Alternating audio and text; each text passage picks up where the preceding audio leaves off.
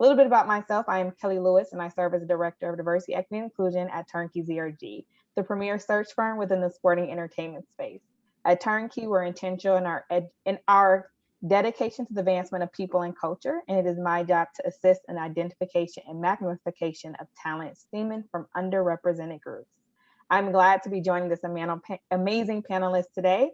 And before we jump into our program, I want to first acknowledge some of our Pro Sports Assembly newest organizations and members, so who we've had on board to join as founders. So one major shout out to the Major League Baseball, Austin FC, Miami Dolphins, the WWE, the Atlanta Hawks, Dallas Cowboys, and Texas Rangers. Additionally, we want to thank Rise again and Diane Billings-Buford for her team for the work that they're doing and providing resources for our members. And as always, I want to thank the Dallas Mavericks for their seed funding to get the assembly launched. And for those of you who have not yet joined yet, we invite you to get involved. So what is the assembly exactly? It is the first and only member-led organization for people who work in professional sports at teams, leagues, and unions. And our purpose is simple: to exist and champion the advancement of diverse and inclusive leadership.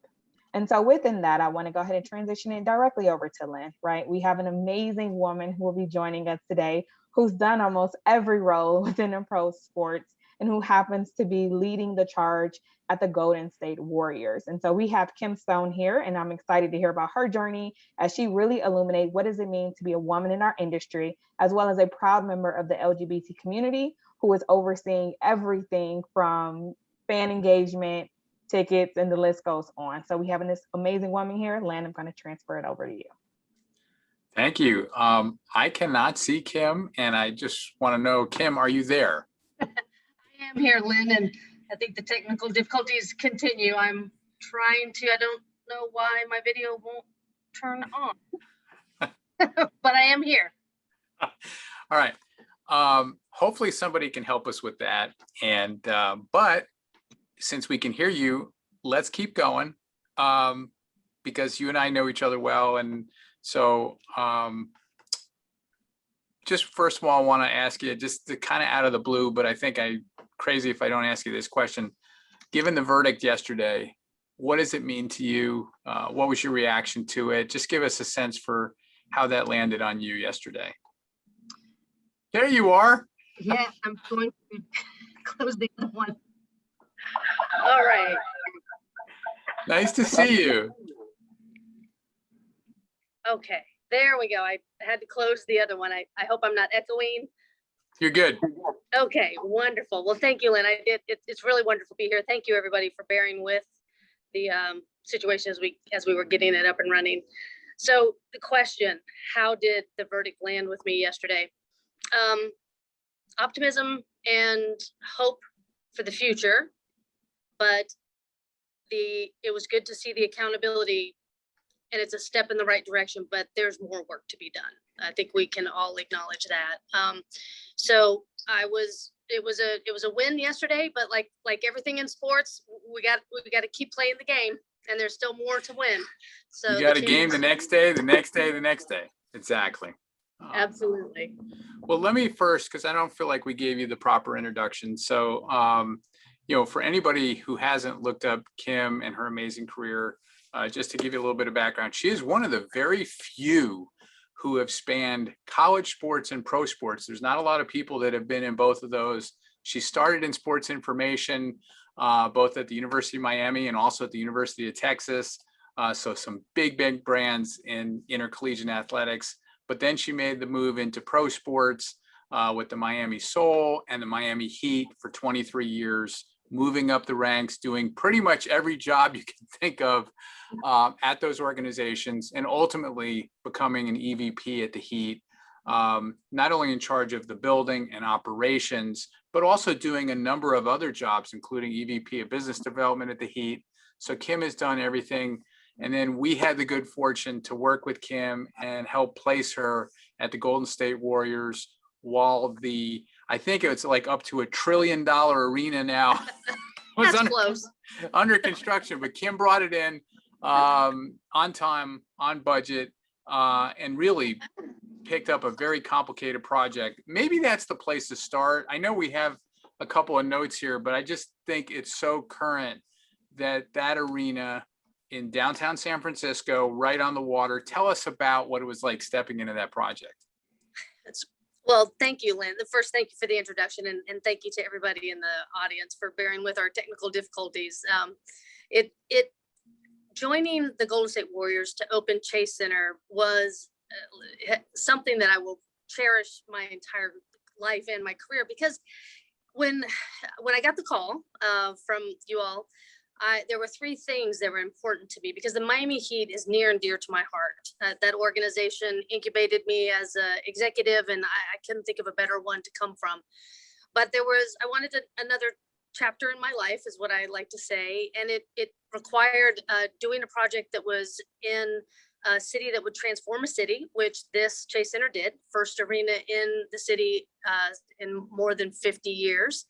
The second was to work for a great leader, and Rick Welts here, and being under his tutelage. I left a great leader, Eric Woolworth, and that was important to me. So that checked that box. And then the last piece of it was, and this is at the heart of, I think, our conversation today, is it had to be an area of the country where myself, my wife, and my son could live as our true authentic selves, and could, come to a game or come to functions, meet business leaders in the community, and it not be an issue that I am an out gay executive, right? That's part of it too. So it checked those three boxes. We got it opened. I came 4 months before we opened.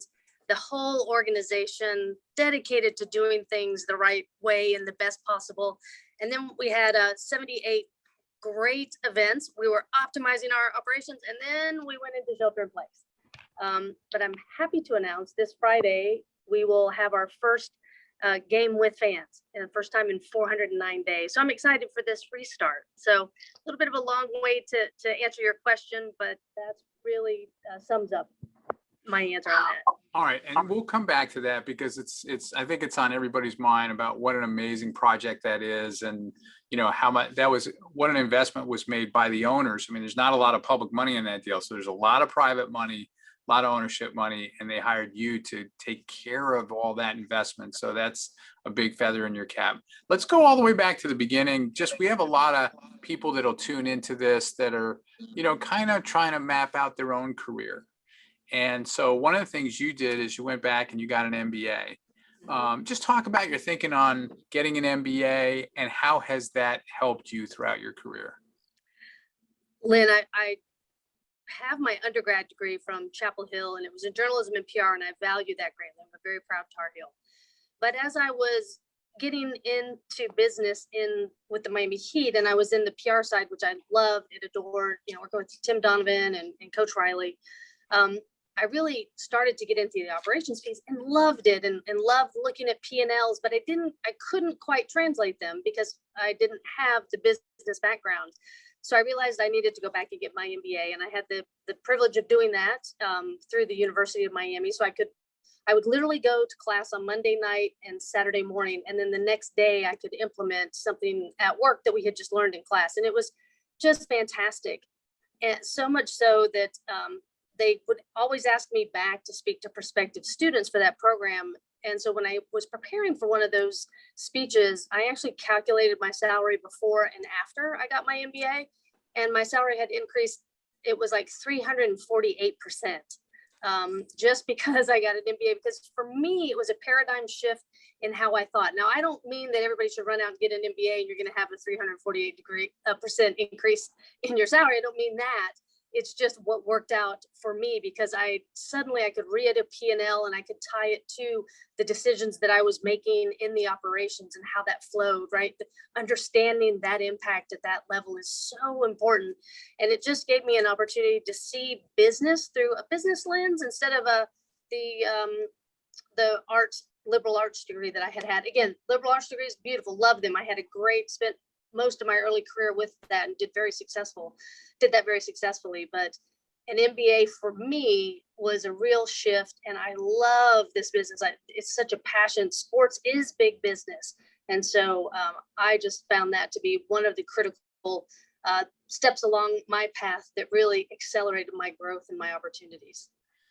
So another thing that makes you unique, there are females all across communications, and you started in communications, but then you pivoted into operations, which at that time, and even really today, if you think about it, is a very male dominated part of our business. Hardcore ops, facility operations, facility management.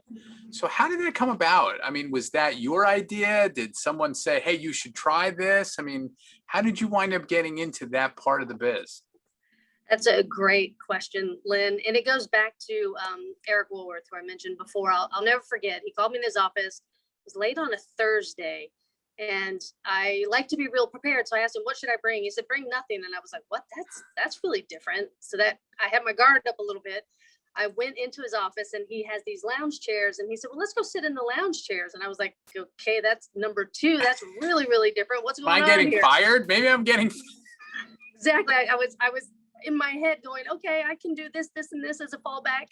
And we sat down and, much to his great credit, he said, explained, gave me the context behind it and said, what we need in our arena side is a good leader. And he said, would you consider taking this job? And I looked at him and I said, but I've never done this. And he said, Kim, I'm not hiring you to change the light bulbs. I'm hiring you to lead a team. And I know you can lead a team. Will you do this? Well, clearly I said yes. And he touched off for me, a part of my career that I just absolutely love. You said it, like hardcore art ops. I love this industry. I love the people who are in it. I love the job that I get the honor to do every day. And there are only a handful of us, but I will say we have doubled in size, I think, in the time I've been a GM in terms of the number of women. That's a low bar, quite honestly, but there's other amazing women that are running MBA facilities. And it's just, I owe it all, this opportunity. I would never saw myself doing something like this, but Eric did. And he said, would you be interested? And I said, okay, I'll try. Well, and sometimes when you look on the basketball ops side, or let's call it the player side, where money gets spent in big buckets, millions of dollars, tens of millions are going out the door to sign this person or that person. But in your end of the business, you're watching pennies. You're literally trying to make sure that, when you're buying light bulbs for the arena, you're getting, a half a cent off it. So just talk about the business degree and how it helped you really run a business, because running these facilities is really hard to do. Yes, it is, Lynn, and that's well said. We, other than player salaries, an arena is probably the biggest expense for an organization if they run a team and they run an arena. So I very much take it the responsibility to spend the money wisely. We always talk about that. So for me, the MBA, as I mentioned earlier, allowed me to understand a P&L and the sources of revenues and actions that I take every day and how they'll impact that P&L. And that's become really helpful and useful as I transitioned out here to Chase Center, where, the Warriors, we were becoming a team that owned a venue. And what did that mean? What does that look like? And how do you staff it? What's the appropriate staffing level? Do you bulk buy your light bulbs, as you said, or should you buy, 2 each month to replace them, right? There's strategies behind all this. And oh, by the way, there's storing cost if you buy in bulk, and we don't have much storage. So you have to be able to have all these trade-offs. We have undergone an extensive review of our staffing for our concerts and our games, because, labor is the most expensive line item on any P&L. And so, we're looking at how can we thread the needle to make sure we still provide an exceptional experience, but we also, are staffing in such a way that we are being really responsible with the money we spend. And so the business degree helped me understand that it's about business. This venue itself is a $1.6 billion venue. And so how do we protect that? How do we take this asset and keep it running at a high level without overspending and thinking that there's a blank checkbook, because there's not, especially post-COVID. We all are being asked to do more with less. And so being able to understand deeply the business and being able to understand the priorities of the business and how our decisions are having an impact. My one last piece of this is I consider this really critical. So we even are having our staff here at Chase Center, we're starting to get them involved in what we call our event financial review, where they can see that the decisions they made in the field and how that impacted our P&L. And gosh, if they had saved, $1,000, here's how it would have flowed through the P&L, and it may have turned into, $2,000 in savings. And that's been really powerful because, information is power. And here, there's no reason to hoard the power. Instead, let's give it to everybody so they can help make sure we're running optimally, efficiently, achieving our goals, but doing it in the most effective way and let's face it, spending the least amount possible. So let's stick with the Warriors for a second, just because you've been working with and for one of the true Hall of Famers in our industry, Rick Welts. And just like working for Eric Woolworth in Miami, you've had some really, really great mentors in your life that all of us need to have. Talk about Rick a little bit. I know he's retiring, and we're all sad to see him go because he is just one of the most respected people we have in our industry. What's it like working with Rick, and what's the interaction been with on, the stress of opening a $1.6 billion building, watching every penny? How is Rick involved in that? What's the interplay? All of that. Sure. Well, you said it. I mean, he wears a Hall of Fame ring. I mean, he's still working and is in the Hall of Fame. So, I mean, what better than that, right? Nobody here needs me to say how great he is. We already know that. And so one of the greatest things that Rick does is he connects people, and he helps us connect to the right people to help us do our jobs better. And here's a quick example. When we were opening Chase Center, he would call up other presidents of NBA teams who had recently owned venues, in Sacramento, Milwaukee, Chris Granger was, who is now in Detroit. And because of his relationships with them, they gave us some really transparent, honest conversations about not just all the good that we were going to encounter, but the realities of how hard this was going to be and some of the key things that were going to happen, not just from a financial perspective, but mentally. The how taxing it was a marathon. So his connections, he doesn't hesitate to connect us as we go. And then in addition to that, the fact that he was at the forefront and was able to get the city of San Francisco to jump through all the different hurdles and hoops that are necessary and get this thing built, I mean, it's just a testament to who he is. That is certainly a crowning achievement. And he is just somebody that I have grown to just love his insights, hear from him, and he cares about the people. And even so much so that during COVID, he writes a daily end of the day email. And in that email, he talks about a topical item or issue. He has done this every day except one day. And it was the day after he announced his retirement because he got inundated, as you imagine. So, but the beauty of it is, Rick, while he's written the vast majority of those, he also turns those over and lets people co-author them. I've had the opportunity, my son's on the autism spectrum. And so, April is Autism Awareness Month. And he, gave me the opportunity to get a couple of other folks in the company. And we wrote about people in our lives with autism and how special that was. So he's created a platform, and then he freely gives it over to others for their voice to be heard. And it's been an amazing evolution of our culture through that process. I mean, he cares deeply. And then, Rick really cares deeply about the WNBA. I mean, he launched the WNBA. And so we talk often in our leadership meetings about it. And one of the other most important things about Rick is he's a collaborator. So here at Golden State, the basketball team and the business side and the arena side, we all meet collectively on all topics. We share ideas and information. So the collaboration across the organization is deeply embedded and part of the culture here. And so you're not making decisions in a silo. You've got a lot of great collaboration, which leads to better decisions and better insights for the business. So I can go on and on, but I'll stop there about Rick.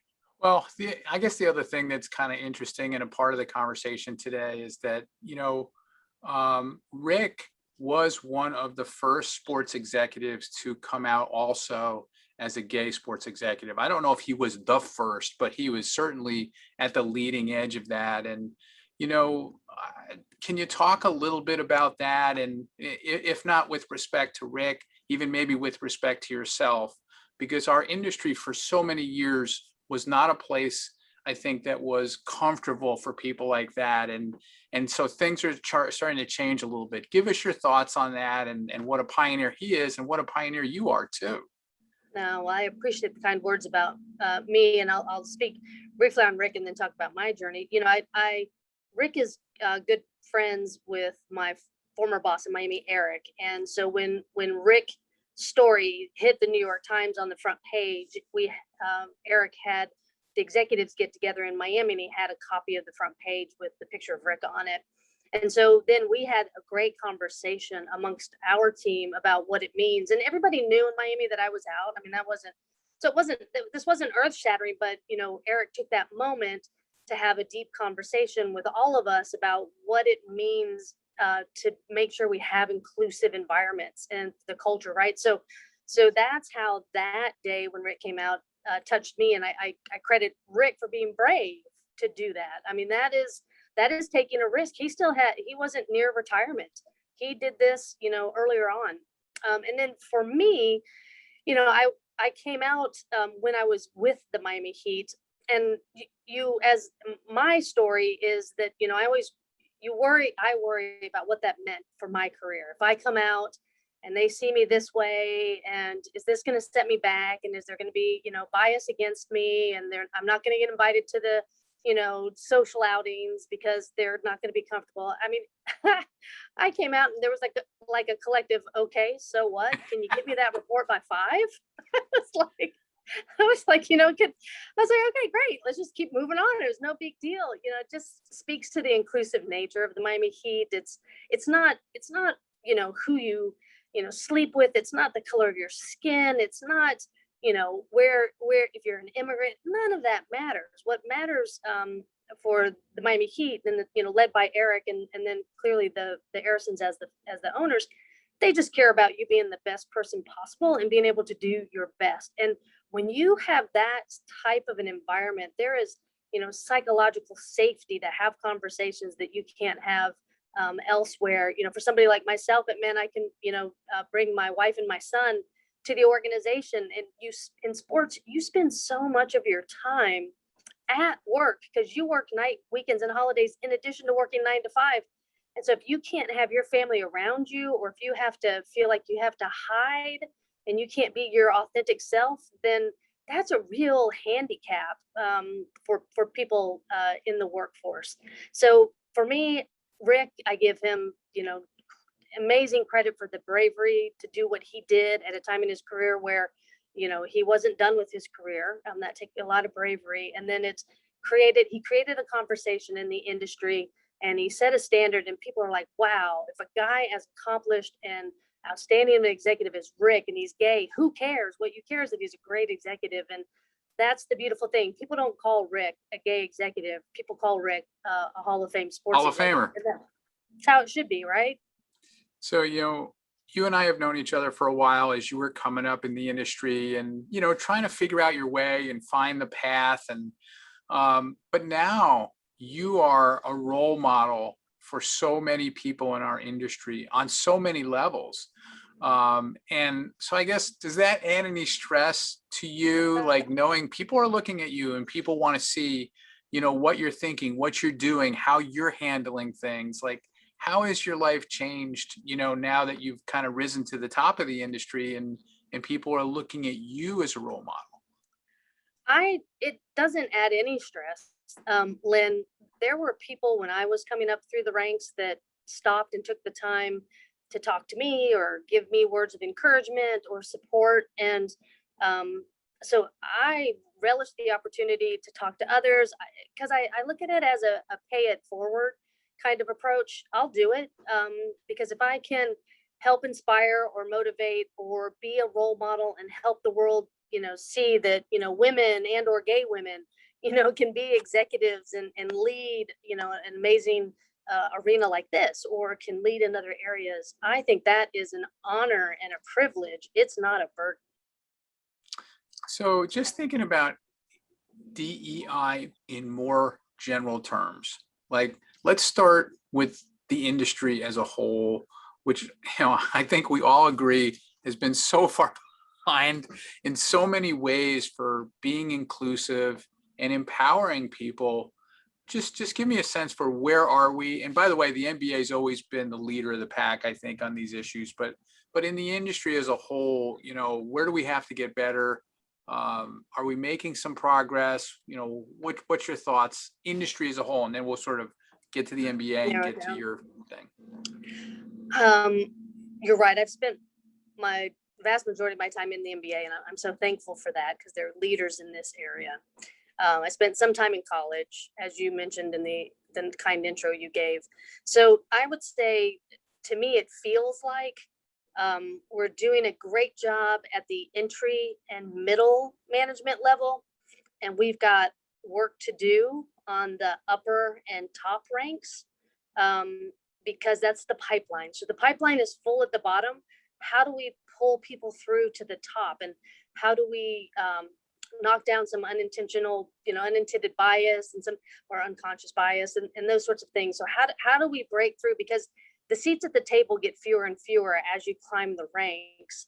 And, you know, how do we do that? And that's where the work needs to be done in our industry. You know, I give you and your company, as well as the Pro Sports Assembly, a lot of credit for starting to leverage that and create and find these opportunities, because there are bright people in the business, and there is diversity in the business, and the metrics we all know that the more diverse your upper level, especially your executive workforce, the better decisions, the higher performance, the greater profits. I mean, we all know it's there, but when you compete for some of those top level jobs and you look around, there's a Harvard Business Review statistic. It's not my statistic, it's Harvard Business Review statistic that says if you are the only woman as a finalist for a job, you have a 0% chance of getting it. Now that's what has to change, right? And I'm sure you can substitute, you know, Black for woman. You can substitute any, you know, minority group into that word. I would think, but that's starting to change, right? Like that, I am so hopeful, because you see all the wonderful hirings that have happened as sports teams are starting to ramp up again. And you see what's happening in Washington with the Washington Football Club. I applaud that. You know, there's lots of great examples. And I think it's just a matter of those who are in the seat to make the decision, being willing to embrace the diversity, embrace the different thought. And it has to be okay, you know, that there are people that don't look like all the same at the top, and being comfortable with that. So I think we're good in the entry and middle. We've got lots of work to do in the upper and top ranks.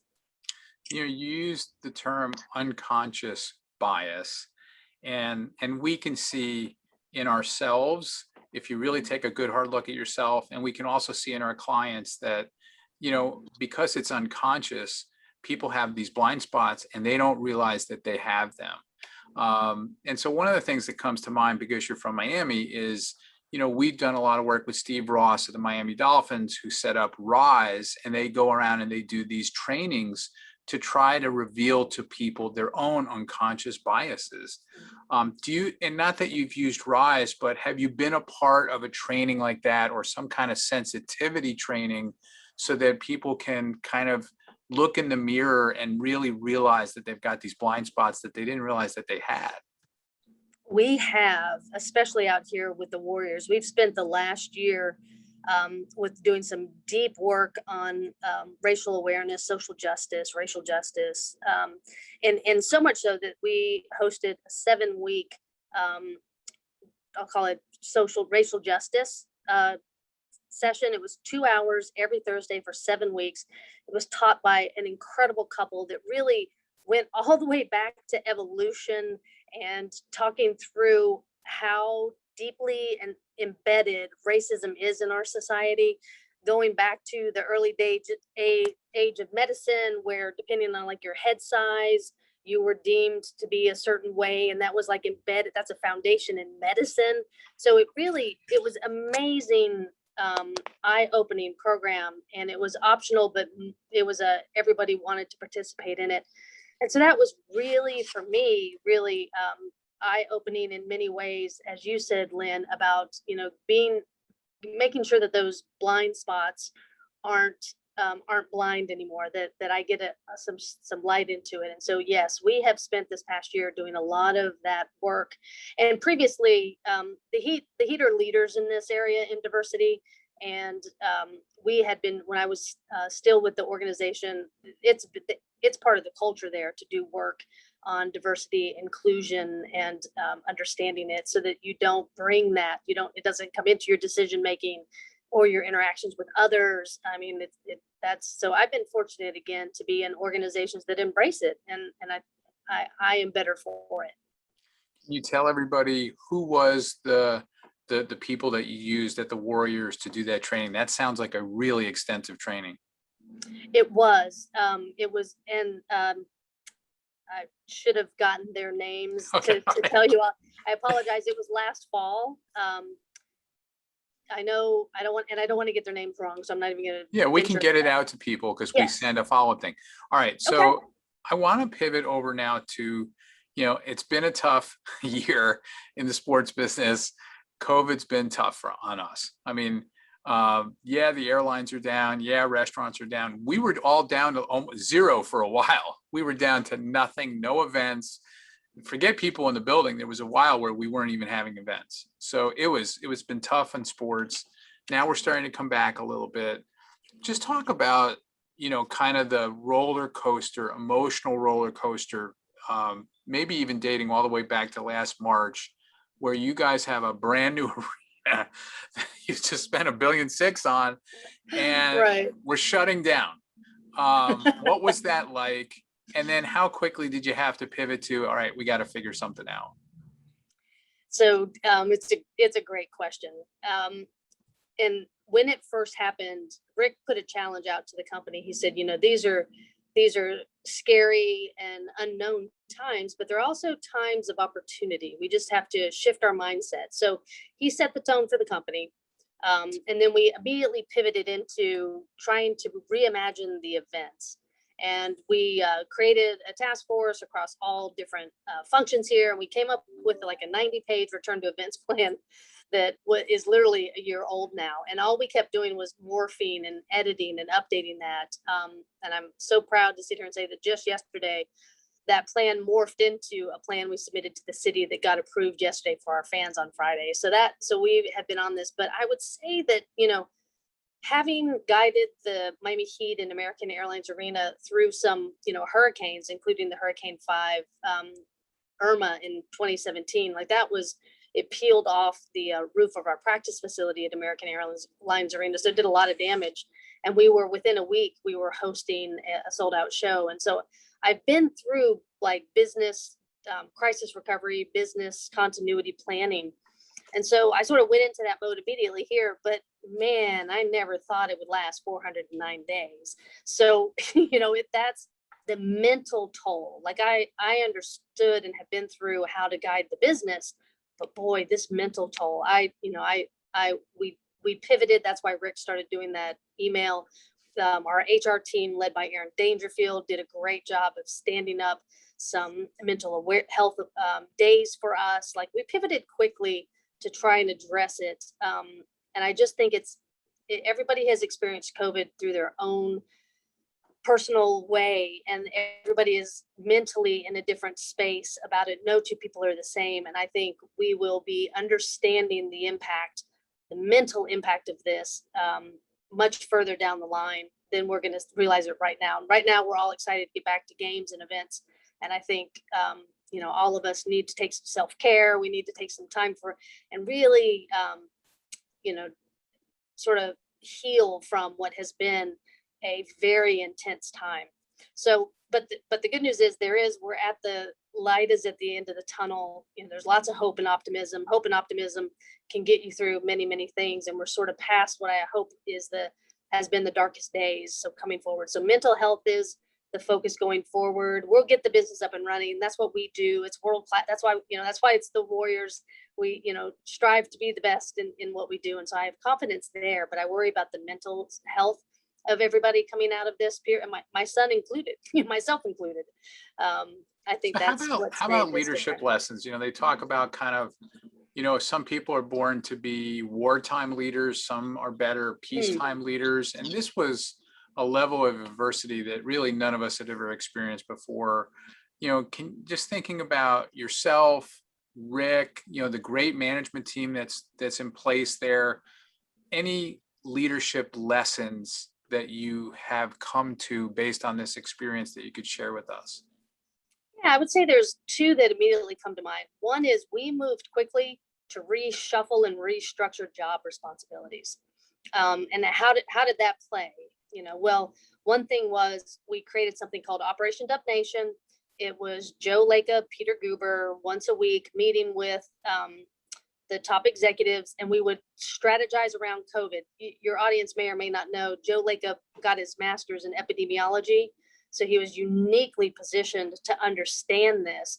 So we met weekly. And so by meeting with that group very strategically every week, we were always ready, because our goal was to be ready, to always be prepared, right? So that when opportunity hit, suddenly we could take advantage of something. And that was it. So we stood up Operation Dub Nation almost immediately. Rick was on it. I mentioned the ownership. And then we also ended up creating a health director of facility health and hygiene. And so this is a person, Jackie Ventura. She's fantastic. She does everything COVID related. So she had to stay up with the ever changing state regulations, the changing CDC regulations, city regulations. So she was the one we would always turn to and say, hey, what is the latest CDC recommendation on ventilation? And she knew how to find it for us, and she was keeping up for us. And how that paid off was we always had an expert that was monitoring the evolution of it, so that we didn't have to spend our brain time and power and the little bit of energy we had left trying to figure out what color tier were we in California. Like, because we would go forward, we go back. I lost track of the colors we were in, but we would just call Jackie and she could tell us, and we could stay focused on like the testing options and the, vaccine practices, all of those sorts of strategic things. And it really mattered. So we shifted quickly, assigned new people, the quote, new seats on the bus, and we just kept rolling. And I think it really paid off for us in a way. So that's one, major learning. The second one is the mental health piece, because COVID was COVID, but George Floyd happened during this. The protest happened during this.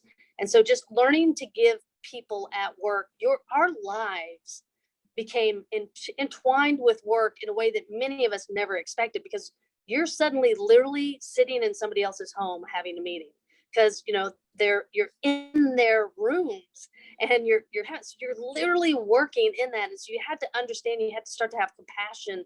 These families, kids in the Bay Area haven't been back to school, right? Like they're starting to come back, but they hadn't been in school. And so now you had families that suddenly the kids were there, and I know more about all the moms on my team now, and I've always adored them, but now I know their kids' names. I might not have known it before then, right? So it's the mental piece, having that great compassion for people and what they're going through, and then also just making sure you move quickly to structure, and then just iterate and iterate and iterate. You're always constantly iterating in this, and that's are the two things that stand out for me. All right, let me call up Kelly Lewis, if you would come back on. And I know we're kind of coming up to the hour, and do we have questions from anyone? Do you have questions? I know you got to wrap up.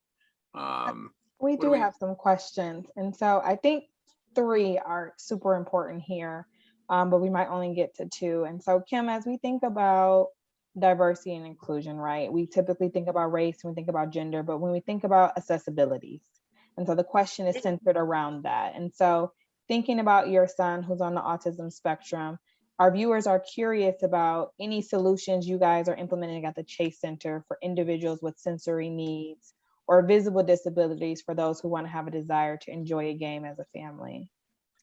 This is a great question. So thank you to whoever asked it.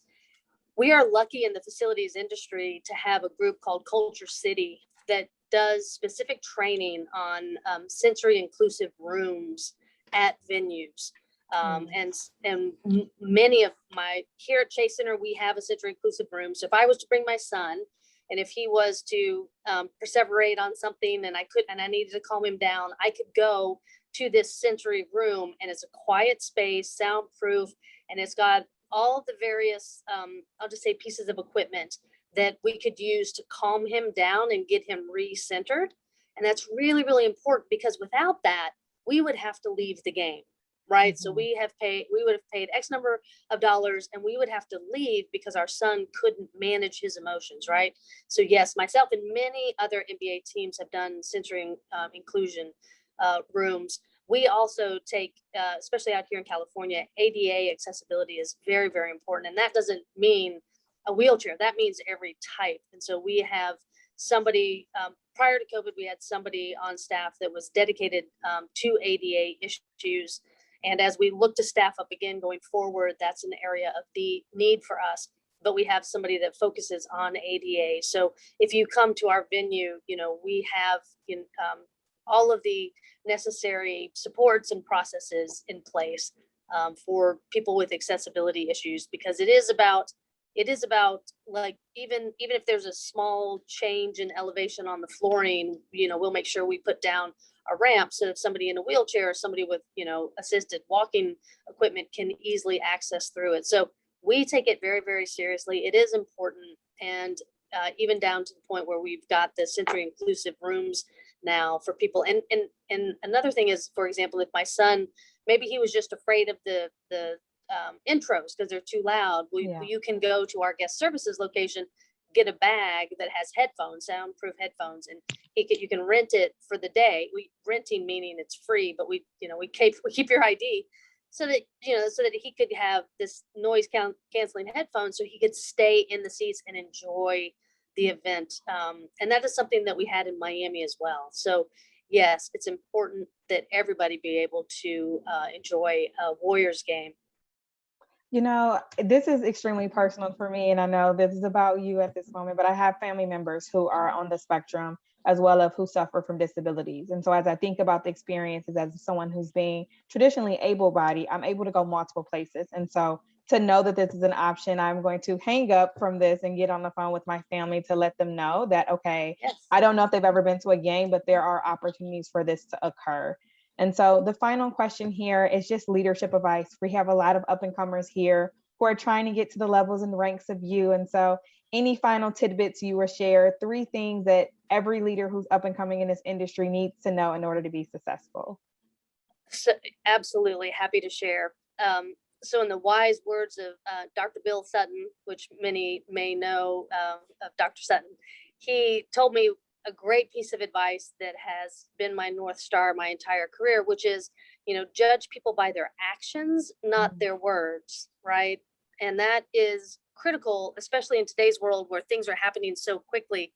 I always believe when somebody tells me they're going to do X, I believe they're going to do X, but what their character is revealed in how they go about doing X and how quickly they do it, how completely they do it, right? So it tells you a lot about somebody, about how they go about their actions. And if they're and then especially if their actions don't match their words, then that tells you a lot about their character too. So that's been an amazing piece of advice that I probably only learned it about 15 years ago. I could have used it when I was even back in high school, because I think it applies to all aspects of life. So that's number 1. Number 2 for me has been continuous and never ending improvement or learning, right? The world is always changing. There are always new dynamics. And as a leader, you are going to find yourself, or my experience, let's say, I have found it to be, as a leader, I have to adapt to the situation and to the staff I'm leading. It's much easier to do that than to try to apply one style of leadership to all of them. That's not right. So you have to, and the way you learn how to manage staff is by always reading, always seeking out new information, and always having a hunger for learning, continuous learning. And that for me the leader I am today is not the same leader I was in my 30s. It's not the same leader I was in my 20s, but each phase of the process, I was a leader of a certain type, and I've just been able to continuously evolve, add to the skill set that I have as a leader. And I love it. Like my wife laughs at me because I love to read a Harvard Business Review. I'm not a book reader. I love to read articles and that are well researched about leadership. That's where I get a lot of it from. So continuous and never ending improvement. And then, always judging people by their actions, not their words. I think those are two pieces that I would say have guided me throughout my career and really helped me. And then, getting my MBA, which Lynn we talked about that. But again, it's not a guarantee that you're going to make money. It's just, for me, it worked. Well, this has been so informative, and we are so thankful to have you here. And so thank you for giving us an hour of your time. It has been splendid. And to those of you who are in the audience, thank you so much for your time and engagement. While our classes and content are free at the moment, we are transitioning into a member-only model. So for individuals who want to continue to engage with TurnkeyZRG and our Turnkey Talks, as well as the Pro Sports Assembly, please check out our website. As well as connect with us on social media. You can reach us at Twitter at The Pro Assembly, Instagram at Pro Sports Assembly, and LinkedIn at Pro Sports Assembly. It has been an absolute pleasure, and I want us all to have a great rest of our Wednesdays and an even better rest of our week. So thank you so much, guys. Have a great day.